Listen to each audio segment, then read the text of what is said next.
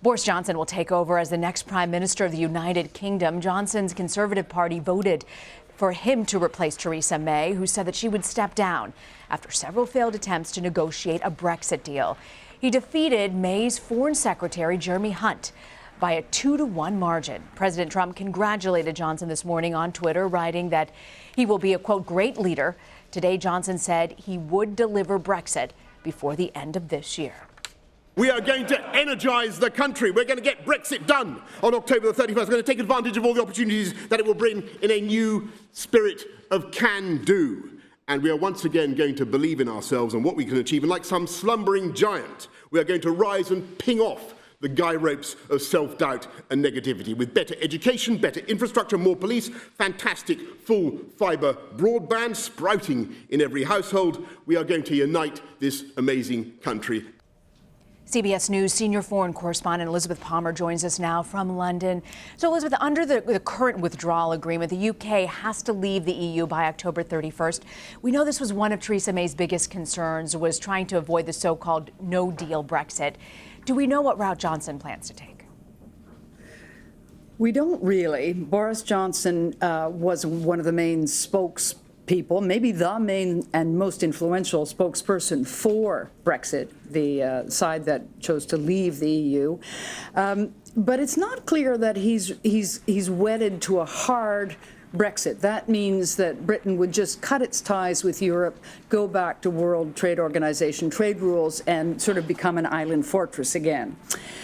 Johnson probably wants to maintain business ties with Europe and to stay in some sort of formal trading arrangements, but cut political ties. But he's actually, because this has been such a contentious issue, he's been pretty mum about what he really intends to do. Now, Brexit, he's going to live and die on the success of him getting the UK out of the EU without cratering the economy.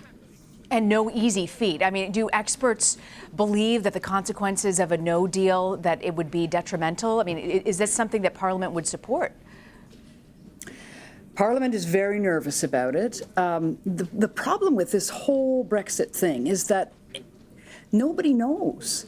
And right from the very beginning, before the referendum, Brexiteers were promising that it would be hugely advantageous, and people who didn't want to leave the EU would say it's going to destroy the UK. At the moment, it's still all speculation. Certainly the business community thinks it's important to have financial and formal trade ties in order for Britain's economy not to suffer. But it's guesswork, and that's what's made it so divisive, because there isn't a right answer or a right strategy. Boris is going to have to convince the country that he has the right strategy and then lead forward with confidence. You saw him speaking there a few minutes ago, and I was laughing. I mean, he is a brilliant orator. He can rally the troops. He's very funny and charismatic. It's not clear that he is the sort of politician who can pay attention to detail and make effective policy. He was Britain's foreign secretary very recently, and he was widely considered to be a failure. Sloppy, not terribly interested, very good in speeches, but he didn't deliver on policy. You know, it's funny you mention it. Back in the Guardian newspaper says back in 2012, Boris Johnson had this to say: "My chances of becoming prime minister are only slightly better than being decapitated by a frisbee, blinded by a champagne cork, locked in a fridge, or being reincarnated as an olive." Strange things happen in politics. That's vintage Boris. And I mean, love him or hating him, everybody knows this is going to be an entertaining period. The trouble is the stakes are so high with Brexit, and he's a bit of a cipher at the moment. We don't know what he's going to do. He may take the Europeans by surprise or make them a little nervous because he's such a wild card. And at the negotiations so far has been very earnest and very rules oriented and so on. So he may actually have more success with them than Theresa May, who met the Europeans sort of regulation for regulation. He's going to go in there and maybe throw the whole deck in the air. You mentioned that Brexit obviously is really what he's going to be judged by. I'm curious, what's his relationship with President Trump, and where exactly does he stand with something like the Iran nuclear deal?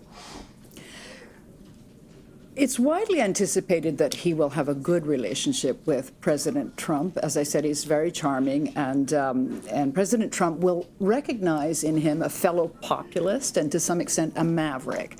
That being said, back in the days when Johnson was a very successful mayor of London, President Trump, this was during the campaign, said that there were no-go areas in London for the police because the concentration of Muslims was too high. This was, of course, complete rubbish. And Boris Johnson said publicly in front of the cameras, he called President Trump stupefyingly ignorant and said that he was unfit to be president. So it's something of a surprise that people think that both men are going to pretend that didn't happen and try and press the reset. On Iran, there's a lot of blue water between them.